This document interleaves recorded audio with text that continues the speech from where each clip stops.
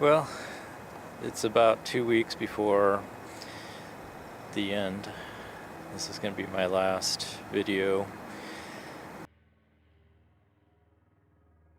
Este hombre que están viendo estaba haciendo un vlog en medio de las montañas.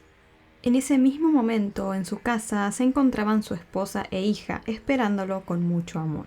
El hombre no hizo solo un vlog, hizo muchos, y en ellos fue de a poco develando un siniestro plan que tenía, sobre cómo iba a deshacerse de aquellas personas que lo esperaban en su casa, su esposa e hija. Hola a todos, ¿cómo están? Bienvenidos un día más al canal, mi nombre es Desiree y aquí como siempre les traigo un nuevo caso. Y sí, como podrán haber visto en el título y también en la presentación, esta vez les traigo una historia en la que la persona que terminó cometiendo el crimen blogueó durante muchos días previos a cometer dicho crimen. Y no solamente eso, digamos que esa es apenas una pequeña parte de todo lo que sucedió en esta historia que de verdad no van a poder creer. Así que sin nada más que agregar, vamos a empezar. Este es el caso de Peter Keller. La cordillera de las Cascadas, también conocida como Cascade Range o Cascade Mountains, es una extensa cadena montañosa que se encuentra a lo largo de la costa del Pacífico de América del Norte. Se extiende desde el sur de la provincia canadiense de Columbia Británica, pasando por los estados de Washington y Oregon de Estados Unidos, hasta llegar al norte de California. Esta cordillera incluye tanto montañas no volcánicas así como volcanes importantes. De hecho, todos los volcanes históricamente activos en los Estados Unidos se encuentran en la cordillera de las Cascadas. La región está cubierta de densos y enormes árboles, lo que la convierte en un lugar muy oscuro durante la noche. Quizá por eso han surgido muchas historias sobre eventos aterradores sucedidos en esta cordillera, incluyendo avistamientos de pie grande, historias de fantasmas y casos de personas desaparecidas. Y es precisamente aquí donde ocurrió el caso del que hablaremos hoy. No conozco todas las historias de terror que se han contado sobre eventos ocurridos en la cordillera de las Cascadas, pero sí sé que este es un caso real, en el que una vez más la realidad termina superando a la ficción. Imagina estar caminando por las boscosas montañas de la cordillera de las Cascadas, avanzando lentamente entre las ramas de los frondosos árboles. De repente te encuentras con algo inusual, una pequeña puerta de madera entre los árboles. Puede que pienses que es solo un refugio común. Seguro que nunca imaginarías que tras esa puerta hay en realidad un gran búnker, equipado con provisiones, armas e incluso un laboratorio. Este búnker está preparado para sobrevivir en caso de un apocalipsis, pero su propósito va más allá de la supervivencia. También está destinado a la investigación y búsqueda de una posible cura para una terrible enfermedad que podría amenazar a la humanidad. ¿Qué harían ustedes si se enteran que está a punto de venir el fin del mundo o de la humanidad y tienen un búnker para protegerse? Supongo que lo primero que pensarías sería en proteger también a tu familia y llevarías a todas las personas que pudieras a aquel búnker. Bueno, esto no fue exactamente lo que pensó Peter Keller, el protagonista de esta historia, sino más bien todo lo contrario. Peter Keller no solo planeaba refugiarse en el búnker cuando llegara ese momento, sino que también ideó cómo iba a deshacerse de su familia antes de encerrarse. Durante 8 años documentó en video toda la planificación de su macabra idea. Lynette y Peter Keller se habían conocido en la escuela secundaria y allí comenzaron su relación. Después de 3 meses de noviazgo, Peter le propuso matrimonio a Lynette, pero al principio ella dudó si aceptar o no. La hermana de Lynette la alentó a aceptar, ya que creía que Peter era un hombre muy bueno para ella. A Lynette no le gustaba mucho el aspecto físico de Peter, pero sí lo encontraba amable, gracioso y además se llevaban muy bien. Sabía lo difícil que era encontrar a personas agradables en esos días, así que finalmente Lynette aceptó casarse con Peter. Con el tiempo se fueron a vivir juntos y tuvieron a su única hija, Kaylee. Peter consiguió empleo como ingeniero informático especializado en la restauración de computadoras. Este empleo le empezó a proporcionar un muy buen sustento económico. Peter era conocido por ser un hombre reservado y muy introvertido. Sin embargo, también se sabía que tenía una fuerte obsesión por las armas. Varios años después, Lynette sufrió una lesión en su lugar de trabajo, que le causó daños en la espalda y empezó a padecer dolores crónicos. Como resultado, ya no pudo continuar trabajando, pero sí recibía una pensión mensual de $1.400.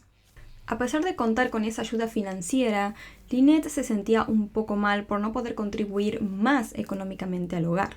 Así decidió entonces emprender su propio negocio de álbumes de fotos y recortes, creando kits y vendiéndolos en línea. Lynette era el tipo de persona que todos desearían conocer, ya que a pesar de los dolores crónicos que sufría, siempre estaba sonriendo y de buen humor. En ese momento, Kaylin, la hija única del matrimonio, se graduó de la escuela secundaria y estaba a punto de comenzar en Bellevue College. Tenía un gran interés en el cuidado del medio ambiente, los videojuegos y la informática, al igual que su padre. Los Keller obviamente no eran perfectos, pero a simple vista parecían ser una familia totalmente normal y feliz. Nadie sabía el oscuro secreto que Peter había estado ocultando durante años. A Peter y a su familia les encantaban los blogs, por eso solían documentar muchas de las cosas que hacían. Lynette incluso intentó hacer blogs para promocionar su negocio y generar ingresos publicitarios. En ocasiones, en sus blogs, Lynette solía hablar sobre lo bueno y considerado que era su esposo Peter. Lo que Lynette y su hija no sabían era que Peter había estado haciendo blogs durante años, específicamente durante los últimos 8. En estos blogs, Peter compartía un oscuro plan que tenía. Durante esos 8 años, varios familiares y amigos cercanos notaron que Peter se había vuelto más introvertido de lo habitual y que se obsesionaba con posibles escenarios apocalípticos. En el año 2003, Peter había tomado una decisión. Construiría un búnker en las montañas para protegerse y esconderse, pero solo para protegerse a sí mismo. Peter, según cuenta él mismo en sus blogs, estaba cansado de la sociedad y de la vida cotidiana. Se sentía un verdadero fracasado. Sin embargo, parecía que para él solo él mismo importaba. Y empezó a crear un plan, según como él mismo lo llamó, para él mismo y para su futuro. Pero solo el de él y no el de su familia. En el año 2003, justamente, inició su plan empezando a construir su búnker y documentó todo el proceso en sus blogs.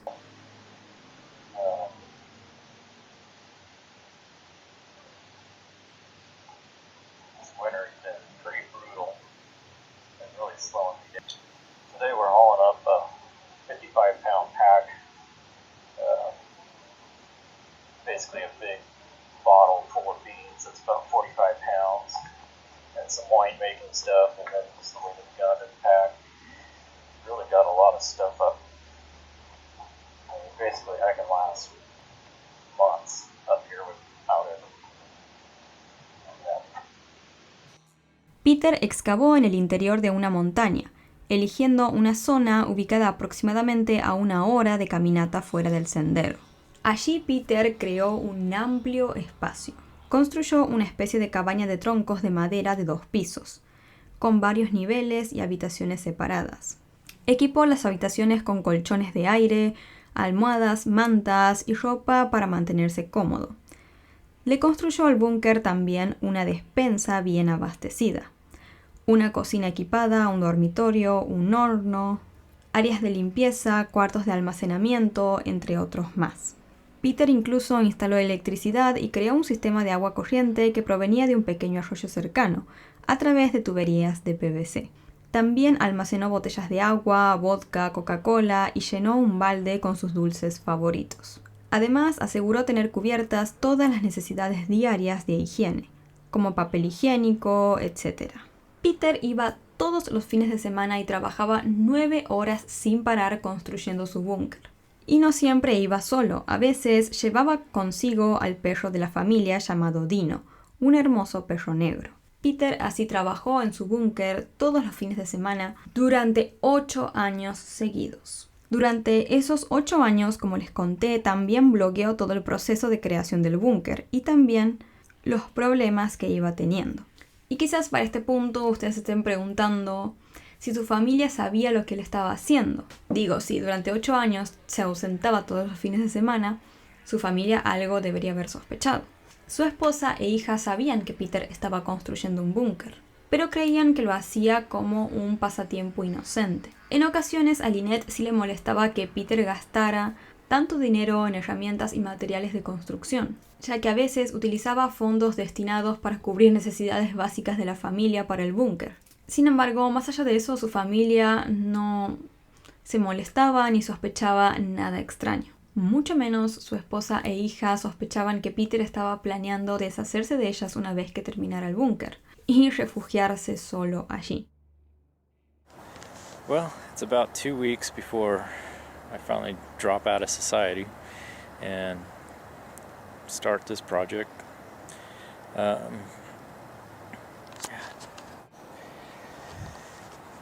Well, it's about 2 weeks before we finally drop out of society, fully commit to this. This is probably going to be my last video until after that. I just wanted to get one last video in before that time. So far, I'm come to terms with it. I'm doing okay. It's starting to accept it. It doesn't really freak me out anymore like it did sometimes. Today is probably the nicest day it's been in a long time. As you can see, I have about 3 loads left before the final. Been doing pretty good. El día 20 de abril del 2012 fue el día tan esperado por Peter. Finalmente había terminado de construir su búnker. Como muchos recordarán, para ese año muchos creían que se acercaba el fin del mundo, ya que se decía que los mayas habían predicho el apocalipsis. Peter quizás no fue la excepción y también creía que el fin del mundo estaba cerca. Había llegado el momento de comenzar con la segunda fase de su plan. Ese día Peter desayunó junto a su familia como cualquier mañana normal. Luego se fue a un cajero y retiró $6,000 de su cuenta bancaria. Después Peter se dirigió a su trabajo y le dijo a su jefe que ya no regresaría más. Además se despidió de todos sus compañeros. Esta acción tomó en verdad a todos por sorpresa, ya que fue totalmente inesperada, dejando a los compañeros de Peter bastante sorprendidos y desconcertados. Luego del trabajo, Peter se fue a su casa en donde estaban su esposa e hija para continuar con su plan. Unos minutos después de que Peter dejara su trabajo, se despidiera de sus compañeros y regresara a su casa, varios vecinos notaron humo saliendo de una de las casas. Era la casa de Peter, que se estaba incendiando. Los vecinos actuaron rápidamente y llamaron al 911. Los bomberos llegaron al lugar y empezaron de inmediato a apagar las llamas. Una vez que detuvieron el incendio y fue seguro, entraron a la vivienda. Dentro de la casa hicieron un terrible hallazgo.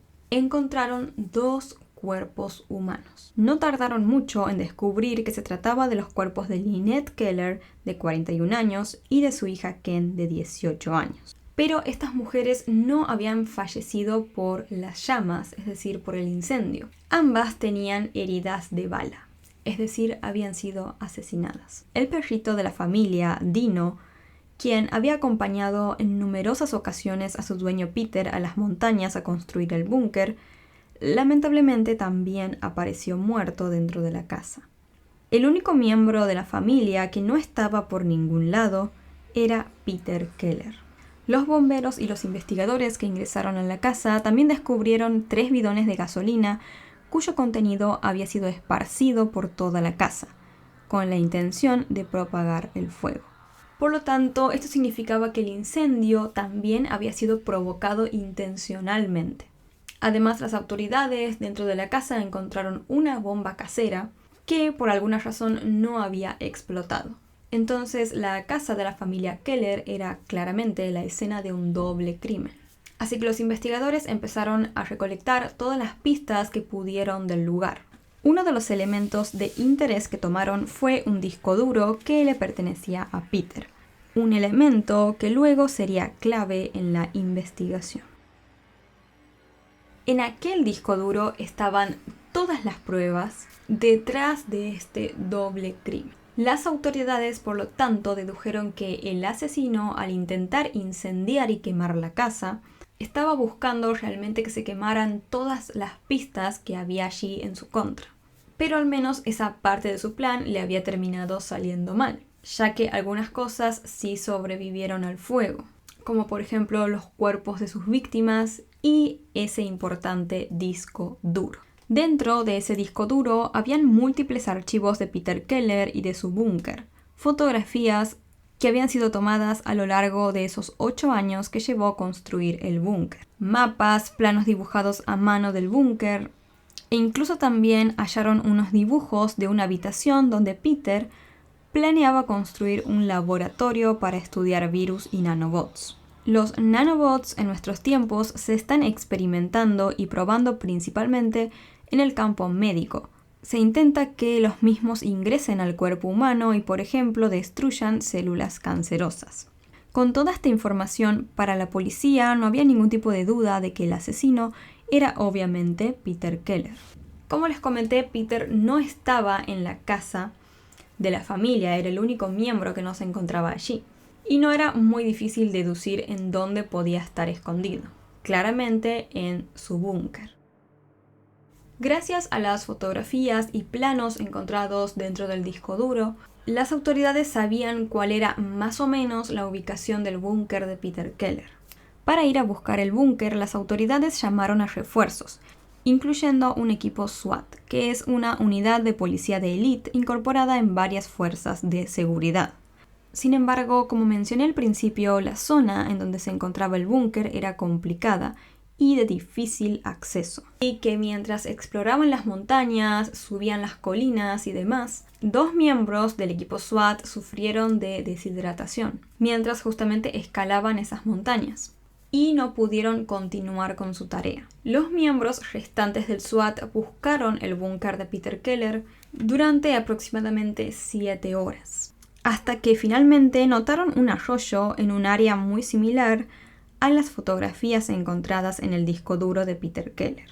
En ese momento no dudaron en que finalmente habían llegado al área en donde se encontraba el búnker, ya que sabían, gracias a los planos y otras cosas vistas por las autoridades, que ese búnker tenía agua corriente que provenía justamente de ese arroyo. Explorando mejor esa área, apareció por fin la puerta del búnker de Peter Keller. Los miembros del equipo, cuando llegaron al búnker, sabían que tenían que ser extremadamente cuidadosos, ya que deducían que muy probablemente el búnker tendría trampas con explosivos. Por eso, los miembros del equipo SWAT no podían simplemente agarrar y entrar a la fuerza al búnker, sino que tenían que idear un plan. Entonces, los equipos SWAT sabían que no podían entrar así nomás al búnker y que Peter Keller no iba claramente a salir voluntariamente. Así que tuvieron que idear una manera de sacarlo de ahí. Se les ocurrió lanzar gases lacrimógenos al búnker para obligar a Peter a salir. Llenaron entonces todo el búnker con gas y esperaron más o menos unos 10 minutos, pero no hubo señales de Peter. El hombre se negaba a salir de su escondite. Ante esta situación, el equipo SWAT coordinó con el grupo de bomberos para que llevaran una manguera a la montaña. Su plan era bombear la mayor cantidad de agua posible hacia el búnker e inundarlo para forzar a Peter a salir. Sin embargo, esta estrategia resultó ser difícil de ejecutar y se abandonó totalmente. Finalmente consideraron intentar abrir cuidadosamente algunas de las puertas o posibles entradas al búnker. Dándose cuenta de que no tenían otra opción, finalmente tomaron la decisión de hacerlo. De esta manera, abriendo muy cuidadosamente cada una de las puertas del búnker de Peter Keller, los miembros del equipo SWAT lograron entrar al mismo. Una vez dentro del búnker, todos se llevaron una gran sorpresa. Dentro del búnker encontraron efectivamente a Peter Keller, pero estaba muerto. Además, había sangre salpicada por todas partes. Peter tenía una pistola en una de sus manos y una radio en la otra. Por cómo era la escena, parecía que Peter, desde la radio, muy probablemente había escuchado los avances de la policía en su caso. Y quizás al ver que no tenía escapatoria, decidió quitarse la vida con esa pistola antes de que ingresaran las autoridades al búnker. Estudios posteriores revelaron que Peter se había quitado la vida la noche anterior al día del ingreso del equipo SWAT al búnker. Estos estudios también revelaron que el arma que había utilizado era la misma con la que Peter le había disparado a su familia. Luego de encontrar a Peter y sacarlo de allí y demás, la policía tomó una seria decisión: destruir totalmente el búnker de Peter Keller. Y fue efectivamente destruido. Aquel espacio que durante 8 largos años Peter Keller había estado construyendo, en menos de un día vio su final, llevándose consigo la culminación de un siniestro plan que no terminó de la manera en la que su creador había pensado. Como les conté, Peter blogueó todo su plan durante 8 años. Estos materiales audiovisuales se convirtieron en un gran material para analizar justamente qué pensaba realmente Peter y por qué verdaderamente había tomado la decisión de eliminar a su familia y ocultarse en el búnker. Algunos creyeron que, como les conté, para Peter se venía efectivamente el fin del mundo en el 2012. Pero como Peter nunca mencionó esto específico en sus blogs, otras personas creyeron que para él no era el fin del mundo en sí, sino más bien el fin de su propio mundo. Porque si nos ponemos a pensar, si para Peter se venía el fin del mundo efectivamente, ¿por qué habría tratado de eliminar quemando toda la evidencia de su crimen? Si el mundo y la humanidad se iban a terminar, no tenía ningún tipo de sentido buscar eliminar sus huellas. Otras personas creen que Peter Keller era realmente una persona verdaderamente narcisista, que solo quería estar feliz él y protegerse él. Su esposa y su hija, según algunos, para Peter eran simplemente una especie de extensión de él mismo. Las quería más, se tendría que deshacer de ellas de alguna manera. Entonces, posiblemente Peter tomó la decisión de que al terminar el búnker, él también terminaría con su propio mundo y con su estilo de vida, con el cual él no estaba muy feliz, ya que se sentía un fracasado, tal cual como él mismo comentó en sus blogs. Otros dicen que Peter quería deshacerse de su esposa porque, como les conté, ella jamás lo quiso como él hubiese querido. Incluso le costó aceptar su propuesta de matrimonio. Además, como luego de su accidente ella no pudo trabajar más, empezó a ser una carga económica para Peter, ya que a pesar de que tenía el negocio y la pensión, ella no contaba con un ingreso fijo importante. Pero si esto sería así, ¿por qué Peter habría querido deshacerse también de su propia hija? Otras personas dicen que ni siquiera el propio Peter Keller sabía por qué hacía lo que hacía. Algunas personas piensan que Peter simplemente se había convencido de la idea de que tenía que crear un búnker y que tenía que deshacerse totalmente de su familia. Que tenía que hacer eso porque sí y punto. El sheriff del condado de King señaló que el comportamiento de Peter es una combinación de irracionalidad con un alto nivel de preparación e inteligencia, lo que lo convierte en un caso muy inusual.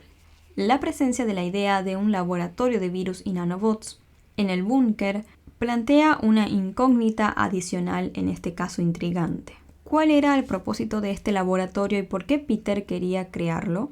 Estas preguntas siguen hoy en día sin respuesta y añaden una capa más de misterio al caso. Quizás creía Peter que una enfermedad mortal destruiría a toda la humanidad y que él podría encontrar la cura. Los objetivos del plan real de Peter hasta hoy en día continúan siendo un misterio. A pesar de la investigación que se realizó y el análisis que se hizo sobre su comportamiento y motivaciones, todavía quedan, como ven, muchas preguntas que responder. Los familiares de Lynette convirtieron su dolor en algo positivo y crearon un fondo de becas en memoria de Ken, la hija de Peter. Este fondo proporciona oportunidades educativas para mujeres que desean estudiar diseño de videojuegos. en el instituto en donde Ken planeaba asistir. Los familiares expresaron que Lynette y Ken eran personas increíbles y que las extrañan todos los días. A pesar del dolor de su pérdida, a sus familiares les reconforta saber que madre e hija están juntas y que algún día podrán reunirse con ellas nuevamente. Ahora sí me gustaría mucho saber cuáles son sus opiniones de todo este caso. ¿Cuál creen que fue el motivo, el verdadero plan de Peter? ¿Por qué creen que hizo lo que hizo? Coméntenme si están de acuerdo con algunas de las hipótesis y teorías que les conté, o si ustedes tienen quizás alguna personal. Me va a encantar leerla en los comentarios. A mí, la verdad, me deja muy extrañada este caso. Sobre todo me llama mucho la atención la idea de la construcción de un laboratorio de investigación. Eso creo que es una parte bastante clave. Quizás creo que sí, Peter tenía alguna especie de paranoia, como sus amigos decían. Él hace unos años venía con estas ideas apocalípticas y todo eso. Entonces creo que quizás sí tenía algún tipo de paranoia con el fin del mundo, pero que por algún motivo él no tenía que contar o no tenía que hablar con los demás. O sea, ¿vieron? No es como que él pensaba que venía el fin del mundo y les decía a todos, che, fíjense que en 2012 se termina todo, no sé. No, él no decía nada, nunca le dijo a nadie nada de eso, de sus ideas. Entonces quizás tenía algún tipo, sí, obviamente, de conflicto, algún tipo de, no sé, si me ocurre algo parecido a los trastornos obsesivos compulsivos. Creo que son cuando uno dice, no, esto no lo tiene que saber nadie más, y uno hace estas especies de rituales o cosas así sin que nadie más sepa. Bueno, se me ocurre que quizás algo así pudo haber pasado en su cabeza, como que él no tenía que contar lo que iba a pasar y lo que él estaba planeando hacer. Y quizás por lo mismo, por estas ideas erróneas, se habría creado algún cuento en su cabeza de que su familia no tenía que estar después de ese supuesto fin del mundo. No sé, como que yo trato de buscarle quizás el lado no tan malvado, como que él pensó que quizás las protegía o algo así, quitándole la vida, no sé. La verdad es un caso muy interesante, es muy interesante para analizar, digamos, sobre todo teniendo tanta cantidad de material audiovisual en donde Peter habla y cuenta muchas de las cosas que pensaba y todo eso. Pero bueno, creo que siempre podremos sacar nuevas teorías, nuevas hipótesis, sacar o descubrir quizás nuevos detallecitos, pero al fin y al cabo lamentablemente nunca vamos a saber qué fue lo que realmente sucedió. Y también, por otro lado, Peter se quitó la vida, entonces va a quedar siempre este sabor amargo de que su familia nunca va a poder tener verdadera justicia, ¿no? Por lo que les pasó. Bueno, chicos, llegamos finalmente al fin de toda esta historia. Espero les haya resultado de interés.